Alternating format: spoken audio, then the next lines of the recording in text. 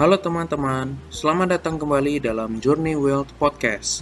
Pada episode kali ini kita akan membahas satu topik yang masih terhitung baru, yaitu mengenai penetapan upah minimum provinsi untuk tahun 2024. Pembahasan ini cukup menarik karena seringkali ketika membahas soal upah, baik mengalami kenaikan atau tidak, selalu menimbulkan gejolak yang mengakibatkan munculnya berbagai permasalahan.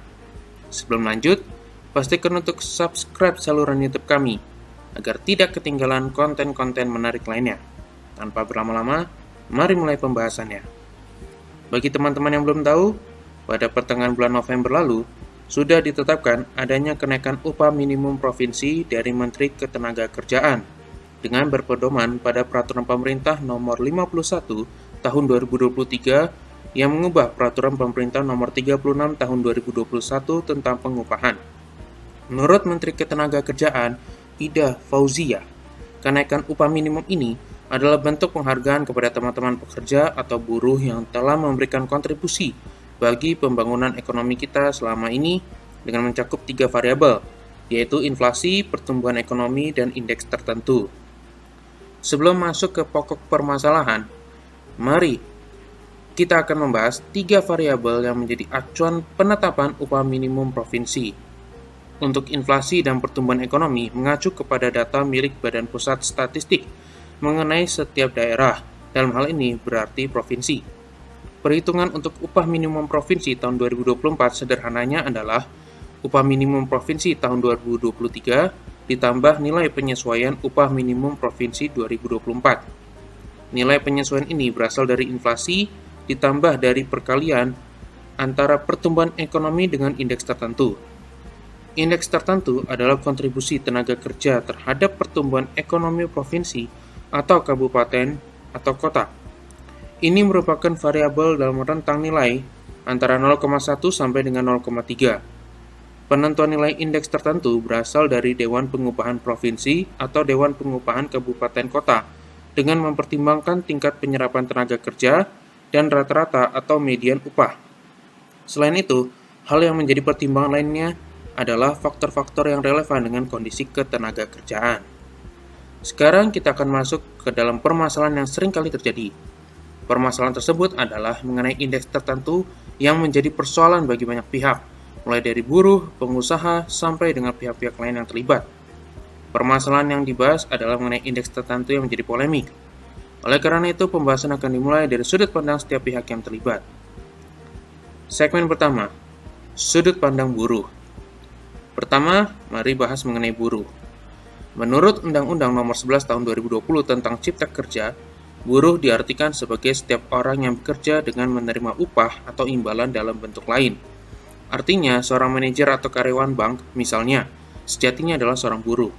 Definisi buruh sedemikian luas, karena undang-undang sendiri tidak mengatur perbedaan soal status.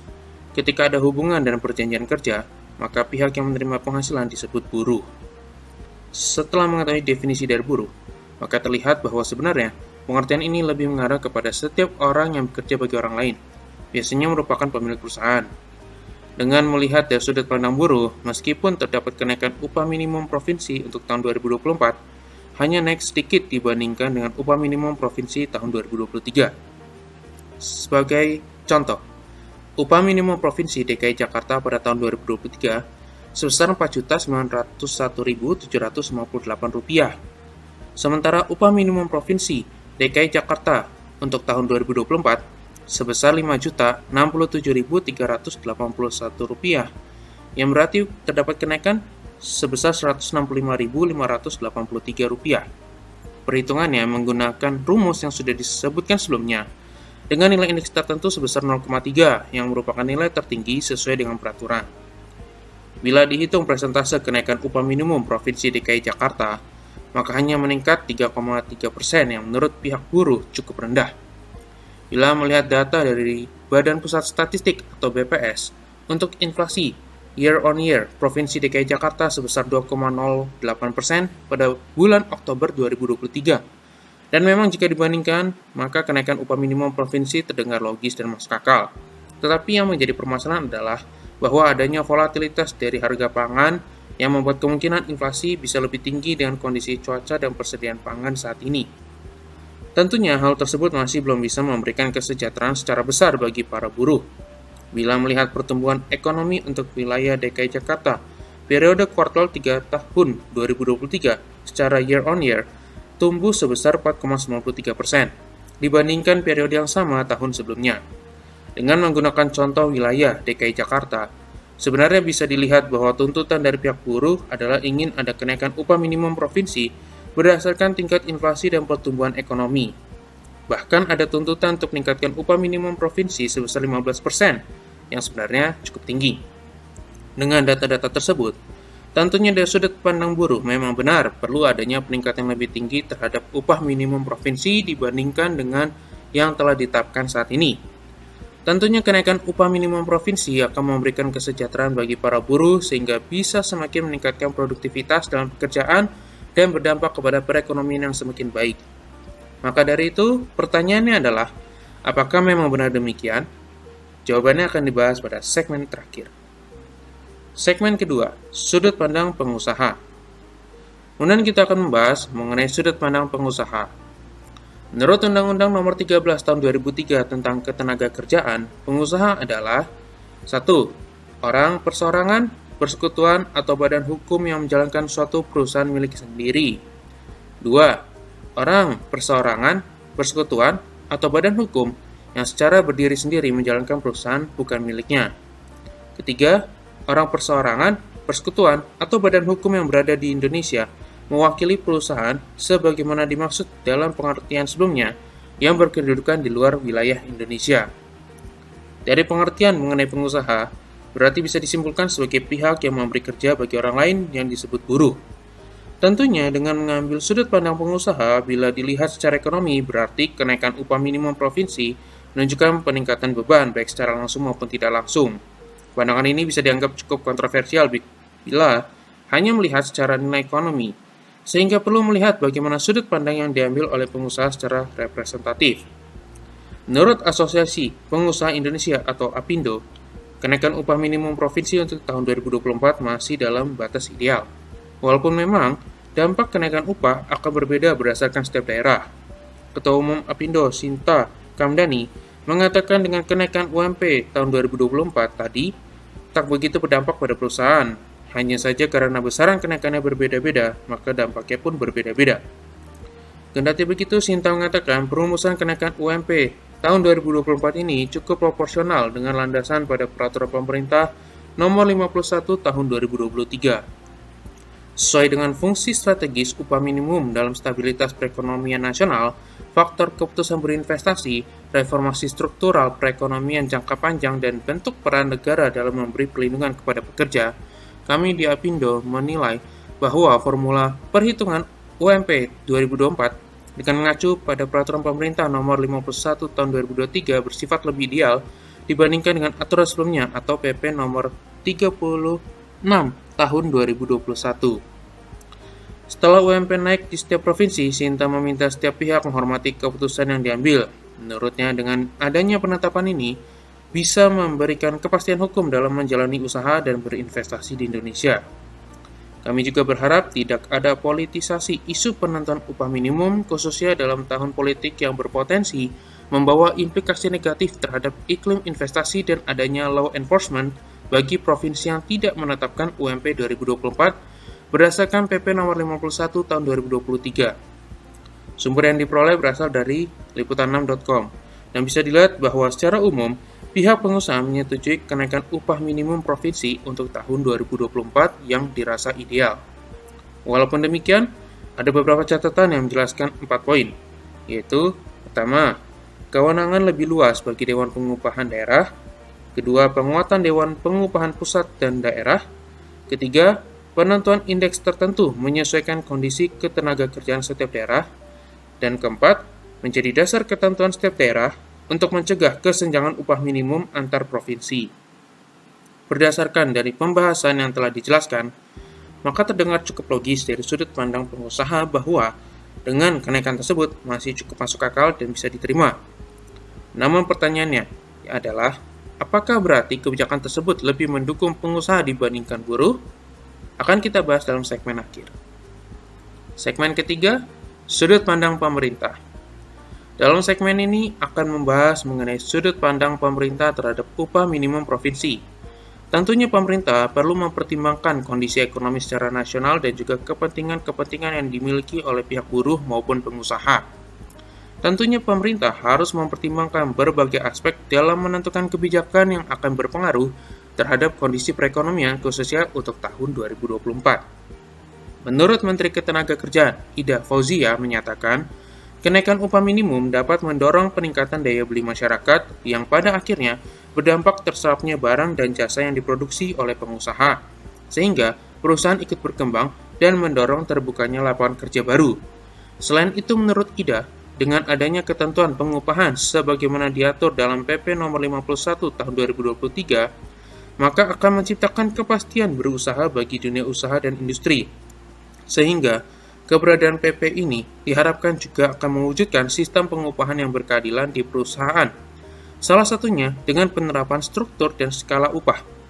Ia menambahkan selain kepastian kenaikan upah minimum, mendorong daya beli masyarakat, serta memberikan kepastian hukum bagi dunia usaha dan industri, PP pengupahan yang baru diterbitkan ini juga bertujuan untuk mencegah disparitas atau kesenjangan upah antar wilayah.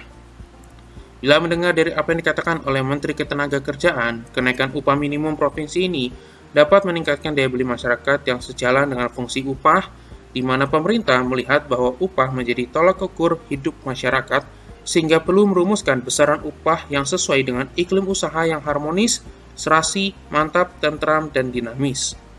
Kemudian, pemerintah juga menekankan bahwa penetapan upah minimum provinsi hanya berlaku untuk pekerja dengan masa kerja di bawah 1 tahun, sehingga bagi pekerja atau buruh yang memiliki masa kerja di atas 1 tahun, maka kebijakan penetapan upah berdasarkan pengupahan berbasis produktivitas atau kinerja dengan menggunakan instrumen struktur skala upah.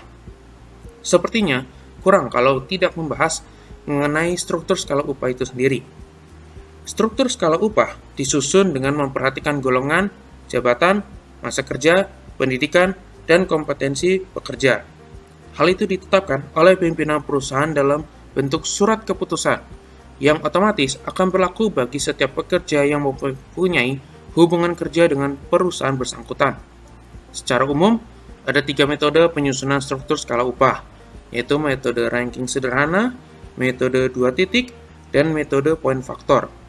Untuk penjelasan di setiap metode secara singkat, metode ranking sederhana merupakan metode penetapan upah berdasarkan urutan jabatan dari terendah sampai tertinggi. Metode 2 titik merupakan metode penetapan upah dengan berdasarkan pertemuan antara golongan jabatan dan upah. Serta metode poin faktor merupakan metode penetapan upah berdasarkan analisis jabatan, evaluasi jabatan, dan penetapan poin faktor dari hasil analisis dan evaluasi. Meski demikian, penetapan struktur skala upah tidak harus berdasarkan ketiga metode tersebut, sehingga bisa menyesuaikan dengan struktur perusahaan. Permasalahan yang terjadi pada prakteknya adalah bahwa dengan kebijakan yang dibuat oleh pemerintah masih belum mendukung buruh atau pekerja, di mana ada semacam ketimpangan bila dibandingkan dengan inflasi. Inflasi sendiri cenderung lebih cepat terjadi dibandingkan kenaikan upah minimum, sehingga menekan konsumsi rumah tangga dan bisa menyebabkan perlambatan ekonomi. Di sisi lain, pemerintah juga harus mempertimbangkan bila kenaikan upah terlalu besar, maka akan merusak iklim usaha dan menyebabkan penurunan dari berbagai industri di tengah kondisi perekonomian global yang masih tidak stabil. Bagaimana menurut pendapat teman-teman pendengar? Segmen keempat. Bagaimana kita menyikapi kondisi tersebut? Dan terjadi lagi, kisah lama yang terulang kembali. Begitulah sepetik lirik lagu berjudul Separuh Aku dari band Noah.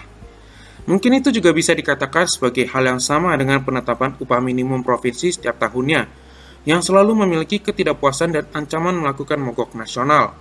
Belum lagi dengan tekanan yang terjadi baik secara domestik maupun internasional, yang sebenarnya memang cukup sulit untuk menemukan jalan tengahnya.